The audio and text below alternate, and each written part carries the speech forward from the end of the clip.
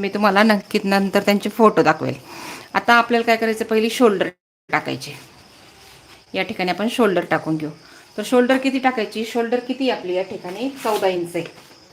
आपली शोल्डर किती आहे, 14 इंच. तर त्याचा दुसरा भाग करणार आपण किती, 7.5 इंच. बरोबर माप टाकायचं या ठिकाणी 7.5 इंच. आता 7.5 इंच ही आपली शोल्डर आपण या ठिकाणी टाकली, जी म्हणजे आपल्याला हवी आहे. तर यामध्ये आपल्याला शिलाई मार्जिन ॲड करावं लागतं. तर आपण कुठलाही ब्लाऊज शिवताना त्यामध्ये शिलाई मार्जिन ॲड करणं खूप गरजेचं आहे. तर या ठिकाणी आपण अर्धा इंच शिलाई मार्जिन ॲड करू. म्हणजे किती झाली आपली शोल्डर, 8 इंच झाली आपली शोल्डर. किती झाली या ठिकाणी शोल्डर, 8 इंच. आणि आता सध्या खूप ट्रेंड आहे, त्यामुळे तुम्ही डिटेलमध्ये ब्लाऊज इतक्या सोप्या पद्धतीने कोणीच सांगणार नाही. आता ही झाली 8 इंच. आता सगळ्यात मेन प्रश्न कोणता राहतो आपला, आर्महोल किती टाकणार. तर आपलं जितकं शोल्डर आहे का तितकंच आर्महोल टाकायचं असतं आपल्याला बोटनेकमध्ये. तर हा अर्धा इंच आपण सोडून द्यायचा. आपण किती घेतलं, 7.5 इंचाचा